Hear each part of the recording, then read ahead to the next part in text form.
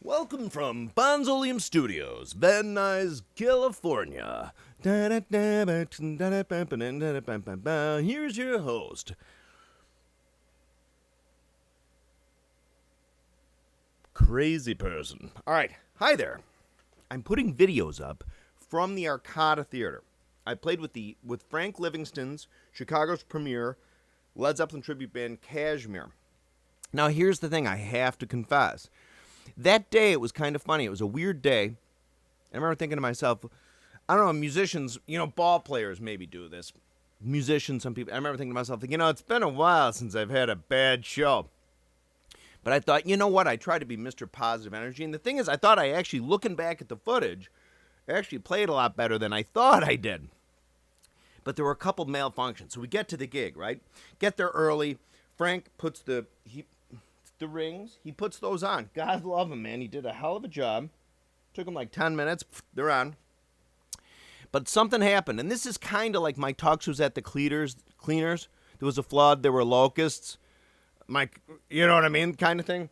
But the thing is I changed the heads. I put a black dot on the batter side and a Remo Emperor clear on the front side. Bonham used a Ludwig, actually, for his Rezo.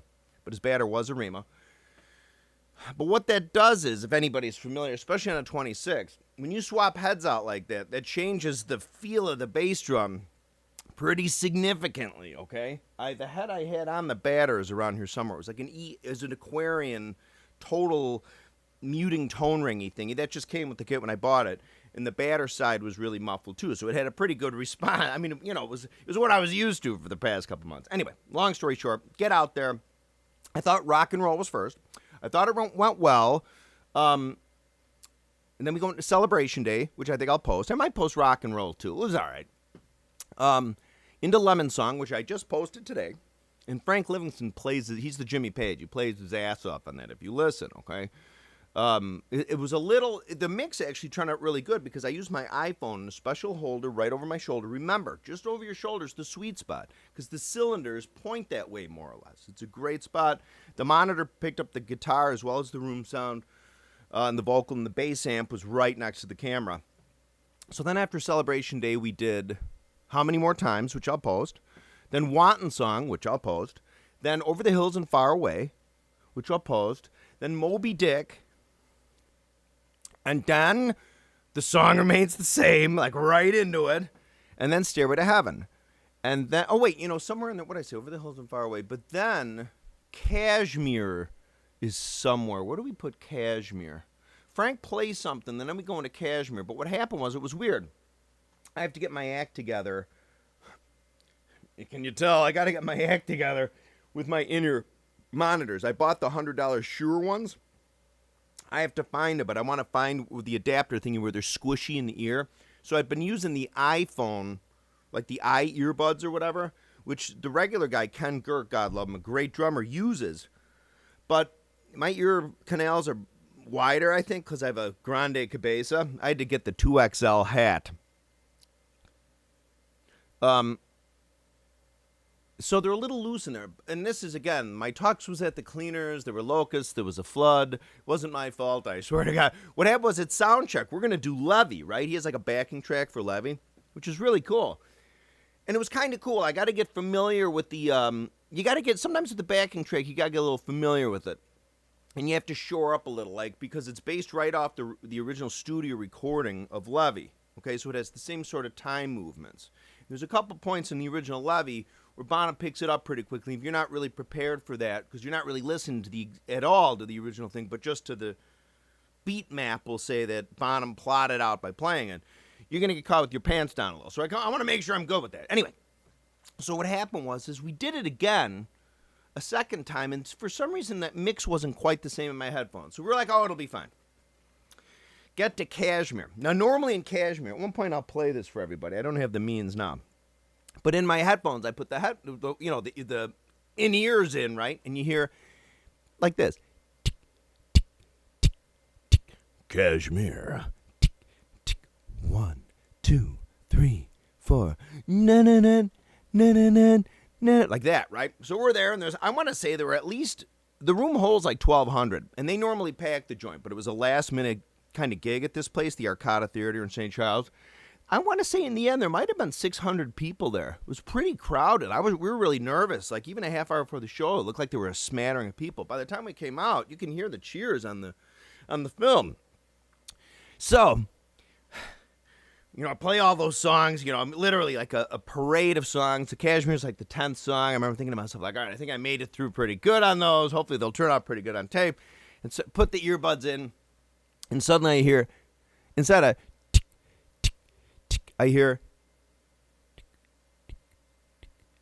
like super faint. I don't hear KASHMIR, and I certainly don't hear 1, 2. And suddenly the guys, I look, there's Frank, here's Robin on bass, dun-dun-dun, dun-dun-dun, dun-dun-dun, and I'm sitting there like, and I just start playing, right? Of course, what I did was I inverted the bass drum and the snare. So instead of like, da-da-da-da-da-da-da, I'm going, da-da-da, boom, da-da-da, but which probably isn't that noticeable to people.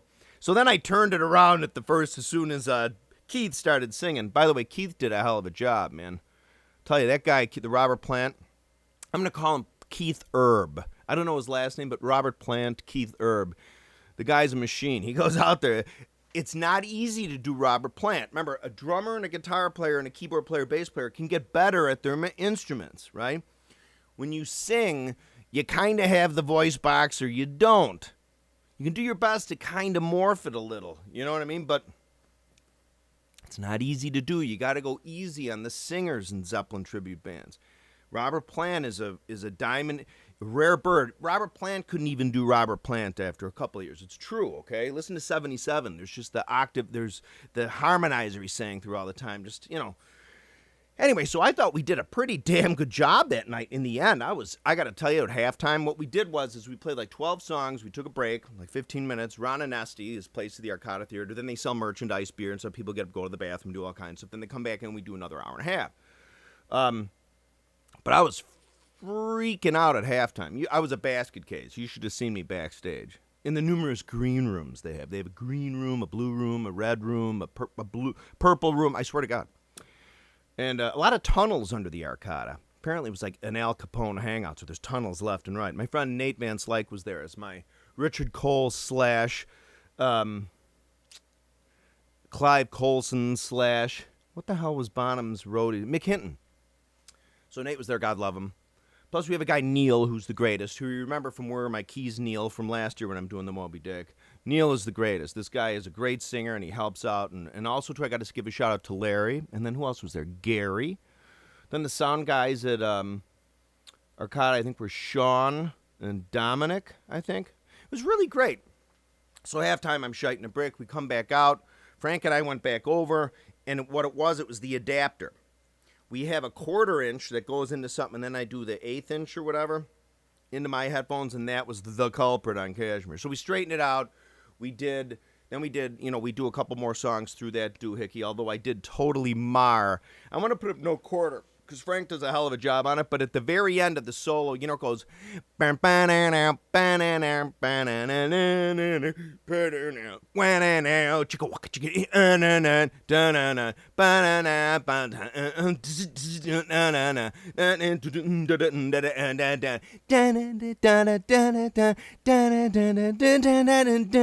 that. When we get to there's a brief, like half a bar or full bar, where for whatever reason the click inverts. It doesn't change, but for whatever reason, due to the nature of that part, it goes like this. Hear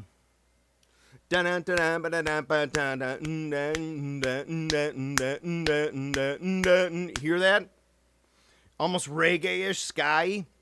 Well, what happened was, by that time, my ears weren't the greatest. I could barely hear the click. There was a flood. There were locusts. My suit was at the cleaners. All I could hear really the whole time in no quarter was this. Pretty faint. And in fact, I'm really proud of myself for making it through as far as I did. But when we got to the that where it temporarily inverts, remember, all I could really hear was the click. I couldn't really hear the bag. So I stayed with it on the upbeat.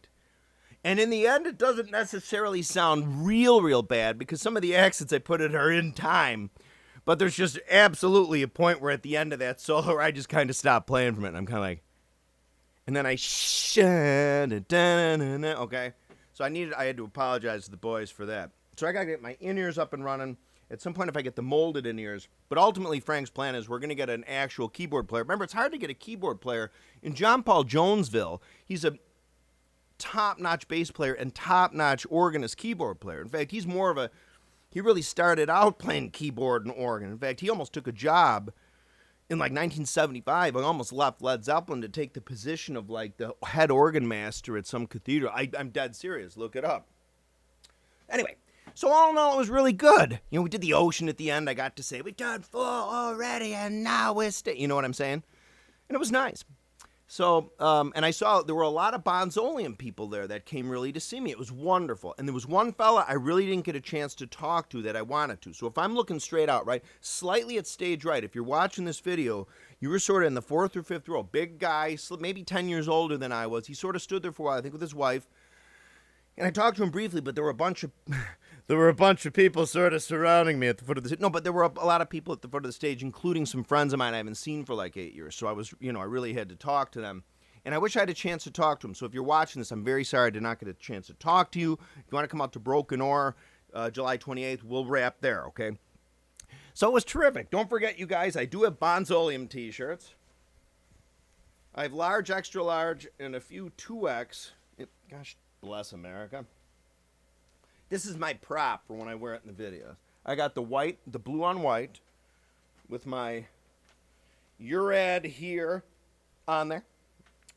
And then I have my black and orange Halloween credits shirt. I think these are actually really sharp. So if you want a Bonzoleum University t-shirt, I didn't know what else to put. I put University because I know a lot of people want to like learn Zeppelin stuff. I didn't mean it to be like, I'm the John Cleese from Meaning of Life. Hanson, pay attention up here. He's got his wife up here, and he's like, as you can see, my poop is more or less fully erect. Anyway, thanks for everybody that came. More videos I'm going to post. There's like 8 or 9 more I'm going to post from that night. I just don't want to put them all at the same time because then everyone kind of watches 1 or 2 and then they don't watch the rest. So keep coming back. You can see my drums are here. We had a little extra rain here, so I sort of kept everything sort of just as is here.